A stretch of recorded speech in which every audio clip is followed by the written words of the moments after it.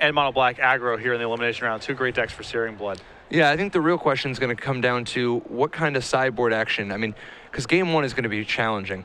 But after sideboard, at least he has access to some big threats like Whip of Erebos and Desecration Demon. The life gain from Whip of Erebos could potentially just be, huge. So we are underway. Neil on the play as the fourth seed playing Red, White, Burn. Turn one, Mutavault from him, Jackson. Knorr fires back with a Swamp and a Tormented Hero. Neil plays a Sacred Foundry untapped and sends his Mutavault in the red zone. Wow. I like it. That is, let's be clear which one of us is the red deck. Right. It would be one thing if he played a Mountain and attack with the Mutavault, because that means, I got nothing better to do. Yeah. But when you play a Sacred Foundry on tap, that is a man who means business. I like it. Just a Swamp and no additional threats from Jackson. But he does have a removal spell up so that Neil is definitely not going to want to attack with that Mutavault again. Keep in mind that after game one of this matchup, we're going to be coming back here to ask a trivia question, the winner of which will receive 3 free months of Star City Games Premium, so make sure to sit tight for that. Or, depending on who you are from France, free months of free premium. I do not speak French well enough to get that. I can contextually pick up what you mean, but... Some particularly famous Nassifian Hall of Famers have a particular dialect, but... All right, so we got another classic scry situation.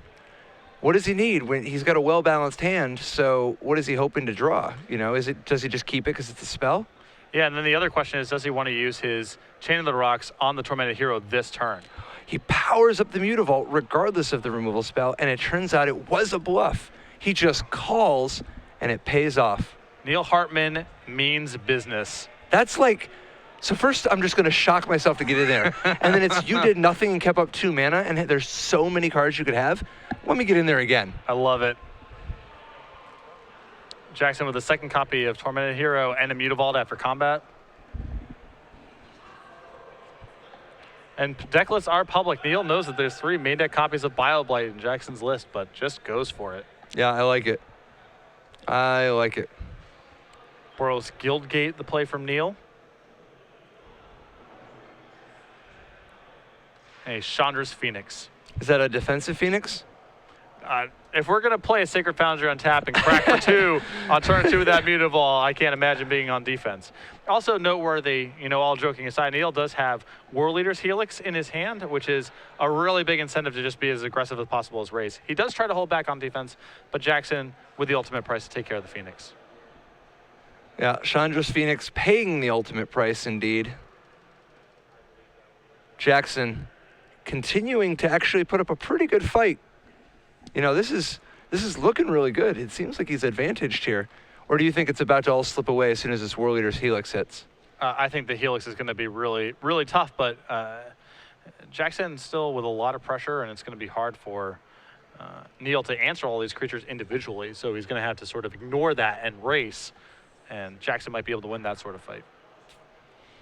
Now, he could alternatively just play the Ash Zealot as a potential blocker or attacker, Chain to the Rocks to take out one of the potential attackers, Boros Charm just go upstairs for 4, World Leader's Helix next turn, go upstairs for 4. Sounds a little aggressive, but... I think that I prefer this sequence with Neil is setting up where he's going to play Chain to the Rocks, getting the Tormented Hero out of the way, and set up a World Leader's Helix that he can cast. And just establish control? Yeah. A big swing in the damage ratio, you get your Phoenix back. You can play multiple creatures next turn. Now, you could always just play Ash Zealot and then get in there with the Zealot and the Mutavault. Yeah,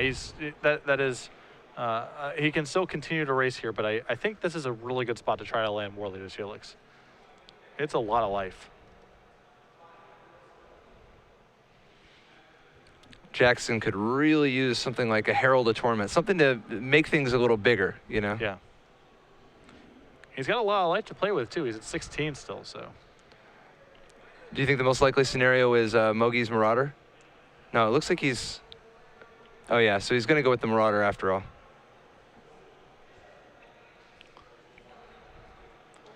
So fires at the Mutavault, plays the Marauder. And we'll see if this warrants some sort of response. Which one do you think is not going to get Intimidate? Like, he gets to give 2 of his creatures Intimidate. Which 2 do you give Intimidate to? I would imagine it is the two black creatures, the devotion count still matters, theoretically. It's all kind of 6 of one, half dozen of the other. I mean, I guess you're, I don't know. This all feels pretty marginal.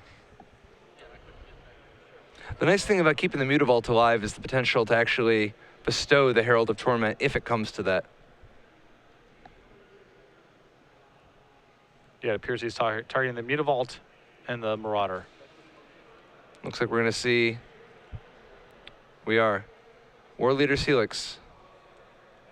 And it does hit the Mutavault, which effectively lets Neil break even on life. Yep. Does not allow him to return the Phoenix, but remember, he still has Boros Charm left over as a card that can fulfill exclusively that task. Yeah, but at this point, he's kind of far behind. And I can't help but wonder, would you like to have that 2 life back per person?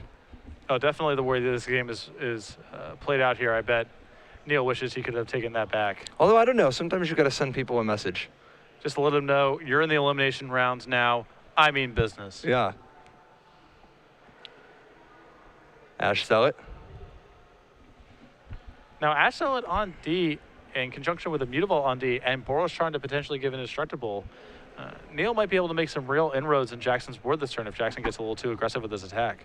Well, he does have Bile Blight, which means that Neil's at least going to be able to get one creature, or Jackson's going to be able to get at least one creature through.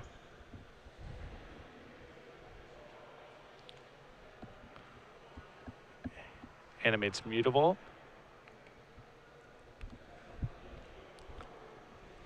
And he does block the Tormented Hero, figuring the drain ability for 1 could potentially matter, whereas the second point of toughness only relevant for Chandra Pyromaster.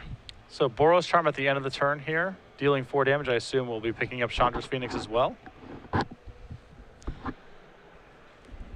But Neil with a lot of really powerful draws here, most notably War Leader's Helix and Searing Blood near the top of the list. Is that another Helix? That no, is it's a a land. Rough. I mean, Neil can just try to sit back on D here and buy time for some of his powerful draws. Yeah, this Chandra's Phoenix is his anchor, man. It's like it's holding down the fort. Thought sees the draw, and Jackson casts it. A little risky to be casting it here. Definitely. It's definitely not a freebie. No. And now both players on empty, so if Neil picks up a burn spell here, he can shift this game around. It is Lightning Strike. Not the worst. Trades with most things. Well, I think he actually just wants to Lightning Strike Jackson right now, get that Phoenix back Yep. and start hitting. I like it. And that's what you see here. Picks up the Phoenix. And talk about a deck that really utilizes Chandra's Phoenix well, huh? Definitely. I mean, this is a deck that has not just tons of burn, but also even Chandra Pyromaster for the added ribbons. Yeah. Phoenix continues mercilessly. Jackson now down to 3. And there's War Leader's Helix. And Jackson reveals a hand of 2 Swamps. And Neil now up a game. Yeah, that extra damage denied Jackson extra turns to try to draw out of it. Pretty harrowing game there for Neil, but Chandra's Phoenix just provided a lot of card advantage or something kind of resembling card advantage. Oh, straight up card advantage. Anybody who would tell you otherwise is a silly, silly goose. So we're going to be moving on to the sideboard here, but we are going to come back to the booth momentarily as we have a trivia contest to give out. Now, for those of you maybe tuning in for the broadcast for the first time, the rules of this are, my buddy Patrick over here, he's going to be asking you a question. You're going to tweet that answer at SCG Live, hashtag SCG Premium. Of the correct responders, one will be chosen at random to receive the 3 months of free premium. Now, it is not about speed. We don't just select the first person who's able to respond correctly. It's about accuracy. So don't worry about having to punch in your answer first, but punch it in fairly quickly. And if you have the right answer, then you have the opportunity to win 3 free months of StarCity Games Premium. So what is that question? We saw a Hall of Famer on camera today. What is that Hall of Famer's name?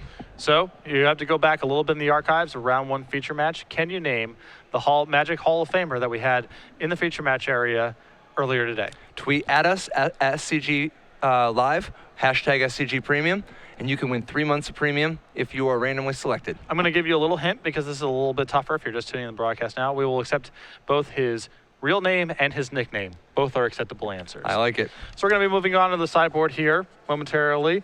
I have Neil's burn list in front of me. We're looking at a sideboard now. 4 Skullcracks, 4 Fire Drinker Satyrs, 2 Fated Conflagration, a Chain of the Rocks, 2 Mizium Mortars, and 2 Spark Troopers. This is about as good. This is about as good of a matchup for Fire Drinker Satyr as you could write up. Sorry, not for Fire Drinker Satyr. Sorry, I had for that Mizium Mortars? Yeah, I had that confused momentarily. I thought it was the new Satyr. But yeah, sorry. But he does have additional removal spells in his sideboard. Chain of the Rocks, 2 copies of Mizium Mortars. Oh yeah, the Fire Dancer would be sick, right? Yeah, I thought this was Fire Dancer. Sorry, but that would be insane to have here. But instead, we're just looking at pretty much just some more removal spells: a Chain of the Rocks, 2 Mizium Mortars, and potentially the 2 Spark Troopers as well. I believe are in play. Jackson has a little bit of instant speed removal, but he's not that flush with it. Yeah, on the other side, Jackson has access to 2 Desecration Demons, which are a little too big to burn. I mean, they can get hit by Chain of the Rocks, but they are pretty big. And then he's got access to Whip of Erebos for big life gain, and that's, I think, a super important one in this matchup. Beyond that, it's just a matter of if he wants to tune his removal at all, you know? Yeah, a Desecration Demon is excellent. I've lost to that card playing red-white burn strategies probably more than any other card. Maybe Master of Waves is near the top of the list as well. They're both threats that are basically just Chain to the Rocks or bust, and Jackson's deck is so aggressive that those Chain to the Rocks are taxed doing other things. Yeah, I mean, like, obviously, Desecration Demon, not at its absolute best against decks like Huey's from earlier, the blue-white black deck, but instead really shining against anybody trying to use red removal, you know? Or anybody that just relies on bashing and doesn't have creature kill at all. But in any case, this is definitely an uphill battle for Jackson rather than this matchup. His draw there was a really solid opening. Neil was a little slow out of the gates, but the power of War Leader's Helix and Chandra's Phoenix was still enough for Neil to take that first game down. Yeah, I do think that while Neil starts out ahead, I think Jackson gains a little bit more from sideboarding than Neil does. The Desecration Demons and Whip are just a little bit more high impact, whereas just tuning the removal from Neil Hartman, it's good, but it's not quite as high impact. So hopefully Jackson's hoping that he'll have regained a little bit of the percentage that he started down. I'll also say this, when I've been playing Red White Burn, when you're playing against a deck, Chandra, I actually don't think you zero very often. I think you're just trying to go ultimate when you have an opening for it, because it's game over if you get to its ultimate. When you're playing against a deck that is actually presenting 1 toughness creatures, I mean, you're happy enough to play Chandra as it is, just dealing 1 point of damage and taking up and threatening the ultimate. When you're actually gunning down things along the way, it is quite the card. Yeah, that card is pretty great. I love the number of people who, when the 3rd Chandra came out, were like, oh, every Chandra has been bad. This one's finally going to be the good one. Even though if they read the card, it's not that strong. Yeah. And then because they got burned a 3rd time, when the 4th Chandra comes out, they're like, oh no, Chandra's any card that starts with the word Chandra isn't good. Yeah. And it's like, no, actually, I'm pretty sure this one is truly great. Yeah, it's the fact that you can just zero for something approximating a card every turn means that anything else, all other things being equal, you can play it in sort of a proactive controller style deck and just be zeroing the whole time and get a lot of value that way. Yeah, it's really easy to imagine that scenario, at least. As long as you don't have to have counter spells in your hand, Right. And even then, it's got some utility, just decreased. But Chandra I really like watching the red-white burn deck in action, because you see decks like Jund. Jund. Red deck? Not even necessarily that. You see decks like Jund, they play Chandra, but that's just for the zero. You see some red beatdown decks play Chandra's Phoenix, but that's kind of just because a 2/2 Flyer Haster is good enough. The red-white burn deck is really squeezing a lot of extra value out of those cards. Definitely. All right, each player, analyzing, is this what it's going to take? What do you think Jackson's looking for? Is it just the usual, he wants a good curve? Good curve and Desecration Demon. Or Whip of Erebos, something to top off the curve that's high impact. Here we see a turn 1 Duress. Duress functioning as a sort of proactive healing solve that has the added utility of being able to do things like hit Chandra or Chain to the Rocks. Yeah, there's a potentially a really good opening here for Jackson, as he can open up a path for Desecration Demon to go uncontested by taking the Chain of the Rocks, or he can take Neil's best card for setting up the top of his deck because his hand's a little bit bad by taking the Mammoth Jet. So 2 really good paths here. Plus, he gets to plan his turns accordingly. He knows what each of the next couple turns are going to look like, and he sees Neil's weakness. Neil's a little bit heavy on mana. 4 mana, 2 spells at this point. So Jackson goes ahead and takes the Magma Jet. Neil draws, it is Boros Charm. So what's Neil looking for with the scrying? I just high impact cards. A creature? A creature would be very good.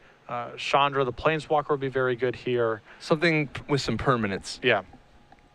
And not a purely reactive card. I don't think he really wants something like Chain of the Rocks right now. Boros Charm also in Neil's hand. I am not a huge fan of leaving Boros Charm in your deck against creature-oriented strategies post-board. I understand it's a high-impact, high-power card, but Neil is actually... He's got to play a little more controlling. Yeah, he has to be a little more defensive. Yeah, it seems like that's the type of thing that you might be able to cut in exchange for, Mizium Mortars or something along those lines that, Yeah, absolutely. Maybe even that Spark Trooper. So Jackson plays Tormented Hero and a Mutavault.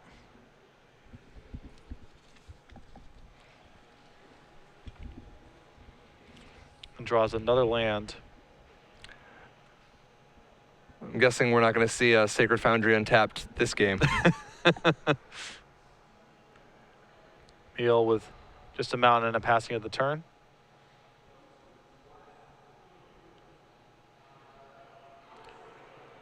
And Tormented Hero comes across for 2. What do you think of that not chaining the hero to the rocks?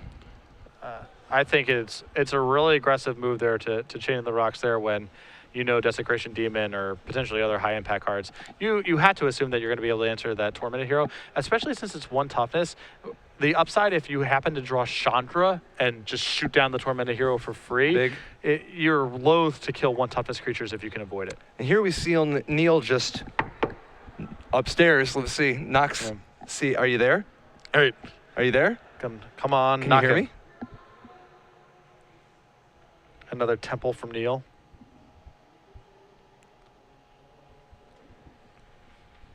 He's looking for any kind of permanent source of damage, but he also needs to kind of just establish control because at this point he's a couple steps behind. He hasn't taken very much damage yet, but he's looking at 3 attackers.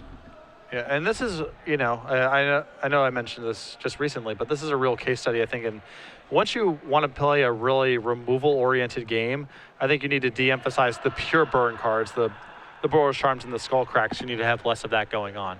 Yep. No. Unless you just really value the utility, but I just don't think that the Indestructible is what you want against somebody who's packing a bunch of Bile Blights and the like.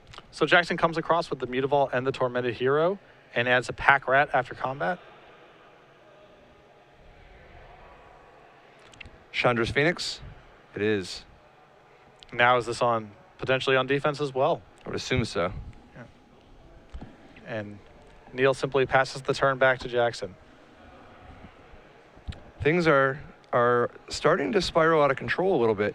I mean, this Pack Rat can attack this turn if he has a land. Or no, he doesn't even need a land. It can attack this turn with impunity. Yep. Pack Rat is also occasionally a messy card for Red White Burn to play against. Once they get to untap with it, then you're just looking at overloaded Mizium Mortars or burning them out. Yeah, this is going to get much, much worse before it gets better. So I think the Phoenix has to block there, right? Well, it's on defense, so you can't neither attack nor block with it. So it looks like Chandra's Phoenix is going in front of Tormented Hero. 4 damage, Jackson is going to go. Appears that he's making a rat. Potentially using the Mutavault to pump it another time as well. We shall find out momentarily. It's just much safer to make a rat than to get greedy and Bile Blight the Chandra's Phoenix and get in there with the Mutavault. Yep.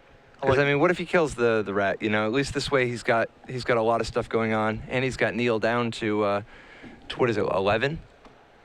That's not bad. Mizzy and Mortar still a big draw potentially for Neil, but he draws Ashzella instead. Yeah, this is real tough. That Boros Charm being a Boros Charm instead of like, you know, some other removal spell. Yeah. Well, he was really light on action this game, and when you're switching into the control role against a creature deck, and you flood out a little bit, all the spells you draw have to be really high impact, and contextually, Boros Charm was very close to a mulligan this game. So what's the plan here? I know it sucks it's unfortunate to have to be on the plan on blocking plan, but I think Neil just needs to batten down the hatches here. anything to slow the bleeding. Yeah. I mean, he's got to draw Mizzy and Mortars in a hurry, because he can't, at this point, he can't catch up to the rat, right? Like and he's got Jackson only down to 16, so he doesn't really have any way to make forward progress. Yeah, he's just got to try to clog down the ground as much as possible and try to walk Jackson into a really powerful Mizzy and Mortars. Yeah, I mean, you never know. It's possible Jackson gets a little, you know, a little too big for his britches and gets a little reckless with these rats, lets them trade for creatures in some way. But otherwise, Neil is going to need a Mortars in order to kill multiple rats at this point. Neil does seem like he is really mulling over getting in with one of his creatures if he can. Of course, he would love to do that if possible, but instead decides discretion is the better part of valor and just sends the turn back to Jackson. So now at this point, if you're Jackson, oh wait, oh, another rat. Wow, that's so big. Yep. Being able to play 2 rats in the same turn, huge. Although this is a spot again where if Jackson gets a little messy here and just taps out for another rat before damage, let's say, this could be a really big Mizzy and Mortars.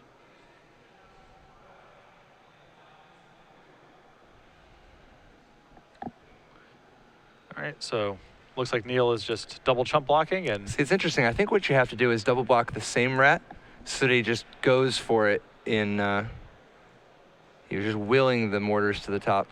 yeah. Does he have any way to live through the turn? Signs point to not likely. Yeah, I do not believe that he can beat Jackson if Jackson simply makes rats here. He might need to hold these lands back in his hand to try to bluff or something, but Neil in a ton of trouble. Absolutely. A relatively quickly paced match. Both players playing in a very deliberate fashion. I don't think we're going to see too much different in Game 3. There we see yet another rat. Yeah, now Jackson has lethal assembled, and Neil is without any defenses whatsoever. No spells in hand, no Meat Vault in play. They pack it up. Yeah, so moving on to a third game. All right, we're going to jump back into the booth for a minute, aren't we? Or no, that's not till after. Correct. I was going to say, we've got a little something. We're going to hang tight. We do have our trivia winner, but we got to wait until the matches are over before, we reveal too Top much. secret. It is top secret, but we do have a winner selected, so congratulations to that person who shall be named later. I will say, it is not at, let's see, BM Kibler. Correct. It's not at William Jensen. Correct. It is not at Sam Black. Correct. So we will find out who it is in a moment. So on to a third game here. I'm really interested now to see if Neil goes back to his sideboard, changes around. It looks like he pretty quickly decided to just start shuffling again. And, I know I talk about this a lot when you have Red, White, Burn on camera. A lot of people can just never get away from Boros Charm. It's so powerful.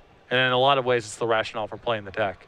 But it is incongruous with a lot of your plans in post-board games. Sometimes it doesn't matter because it's so mana efficient for the damage and the way the game plays out that that's really what you're in the market for. But other times it's not. And that game right there was a really good demonstration of the times that it's not.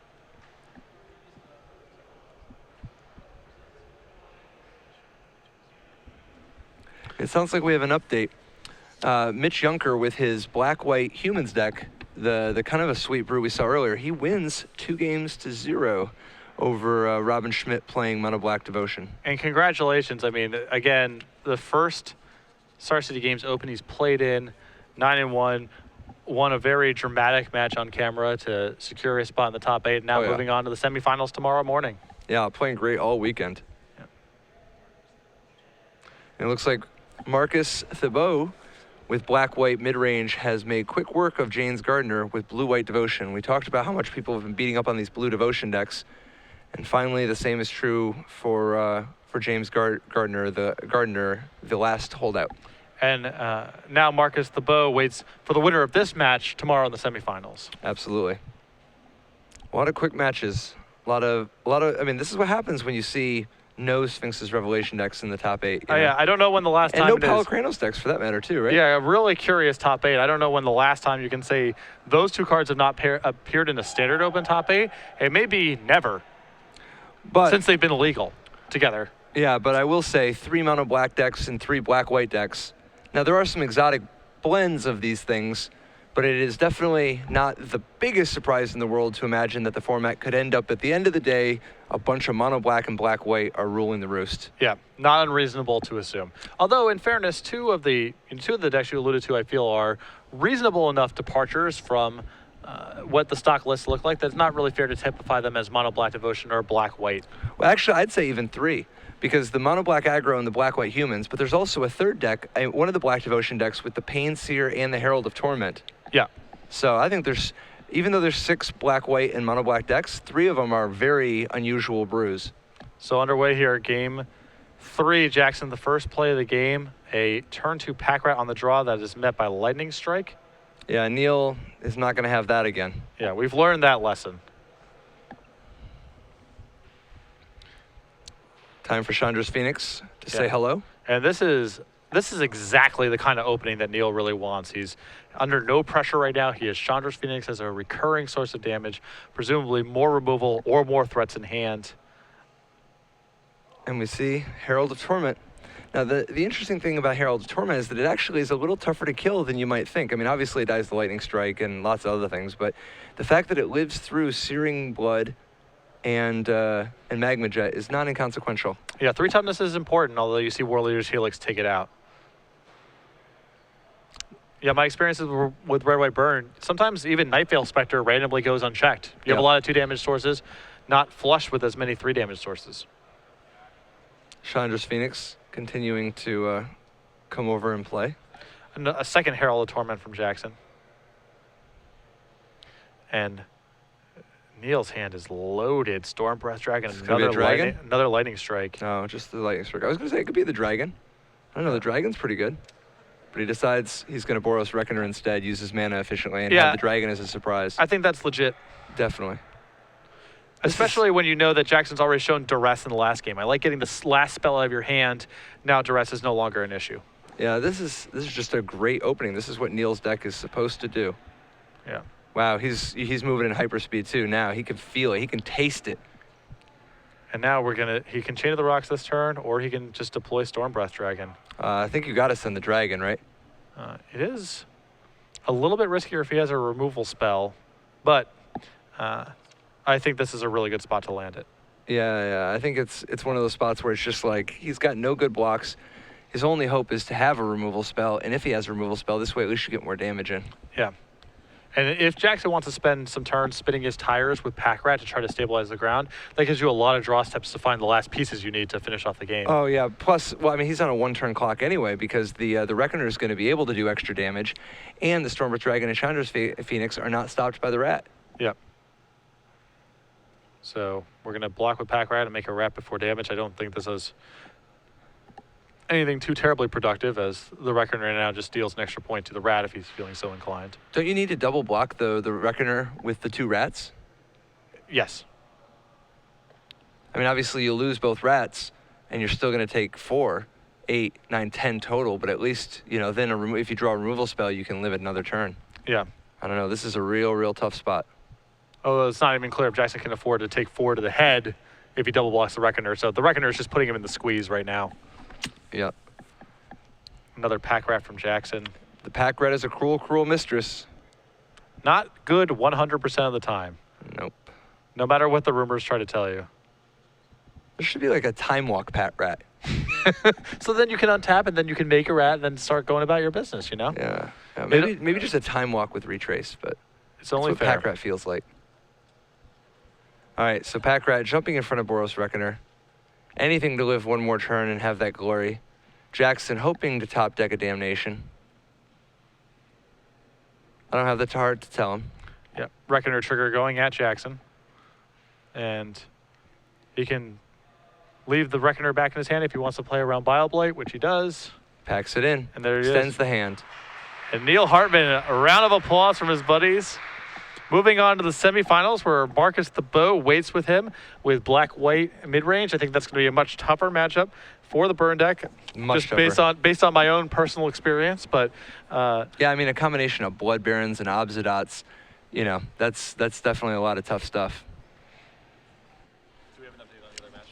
so we have 3 of our 4 semifinalists locked in. We're just waiting on the results of Donovan Hammond. That's black-white mid-range, black-white humans, and red-white, I guess, burn. Yeah. That's a pretty good mix so far. What's And- going to be the last spot? Yeah, and it's, really kind of a breakout tournament, I would say, for Herald of Torment. Not something we really saw very much of in Atlanta.